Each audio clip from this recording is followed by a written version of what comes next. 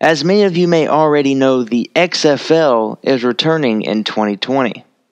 The WWE Chairman and CEO Vince McMahon announced the relaunching of the league earlier this year by teaming up with Alpha Entertainment. The league will feature 8 teams with 40-man rosters, and each team will play a 10-game schedule. The XFL has yet to announce the team names or where their home cities will be, but we can make some predictions where the teams might be based off the original XFL teams.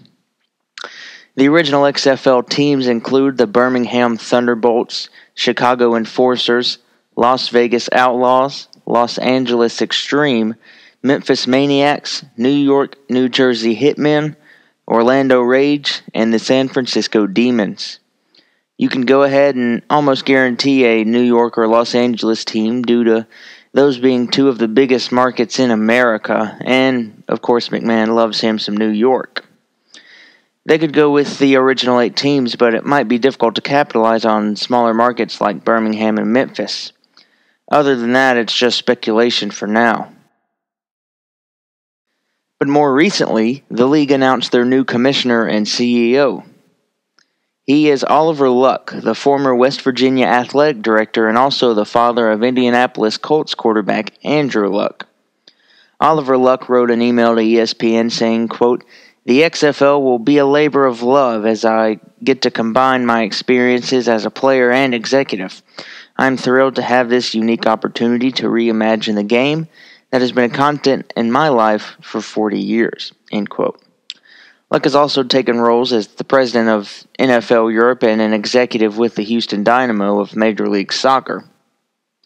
Luck has a pretty good amount of sports executive experience, and his hiring shows that the XFL founder, Vince McMahon, is taking things a little more serious this time around after only surviving 1 season in the original startup, which was made up of bad preparation and even worse football. With the new XFL, McMahon promised shorter and more fast-paced games than the NFL. Players with any sort of criminal record will not be allowed to play in the new XFL, unlike the original XFL. In the announcement of Luck becoming the commissioner, Luck reiterated the players would be standing for the national anthem by saying, and I quote, "We respect individual freedoms, but we will require players to stand for the national anthem." End quote.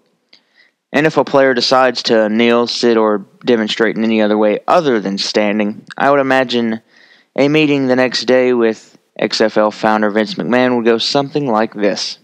You're fired! What? A few other things we know about the XFL is that there will be no politics involved. McMahon said, quote, "People don't want to see social and political issues coming into play when they're trying to be entertained." The XFL will also be a single-entity ownership like Major League Soccer.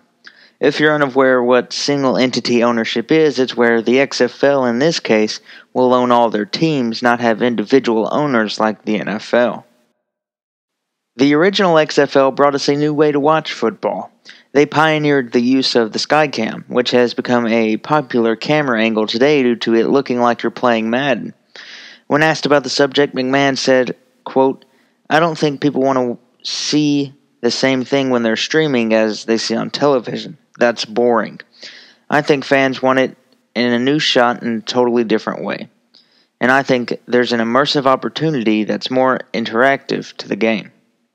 And finally, there will be no WWE tie-ins.